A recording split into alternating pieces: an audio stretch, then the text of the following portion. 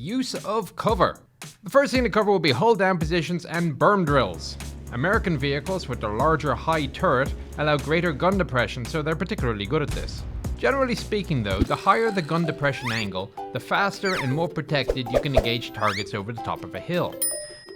The berm drill is what we use to engage targets with a minimum of exposure. The general gist of it is you drive forwards, expose yourself, fire around, and then retreat back into cover while you reload. That's the basic idea, but after a couple of goes of this, the opposition is probably going to figure out what you are doing. So the next thing you want to do is see if you can do a berm drill at an angle, if your depression allows for it. Rotate your hull a little bit, so as you drive forward you are now moving at an angle. This means that you are providing a harder target to track. So if you spin 90 degrees when in cover and you switch from going front left to front right, then from the opposition's point of view he's not exactly going to be sure where you'll pop up from, and hopefully by the time he sees you, gets onto target and his aiming circle decreases, you'll already have your shot off and be back into cover again.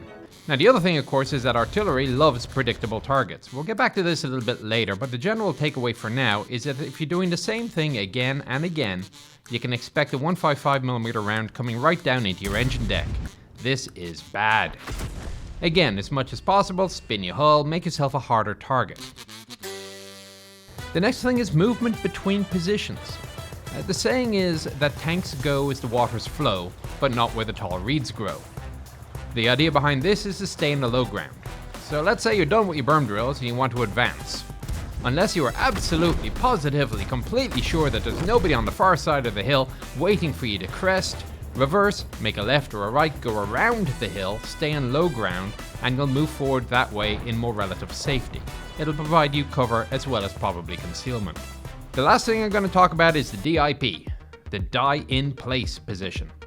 The die in place position is one where you think you've got an awesome fighting position, and you very well may have one. The catch is that when it's time to leave, and eventually there will be a time to leave, you cannot do so without completely exposing yourself to God, country, artillery, anti-tank guns, and everything else. So just be careful when you're deciding upon your fighting position, have a think about it. So that's it for Use to Cover. I'm Nicholas Moore, the Chieftain. See you next time.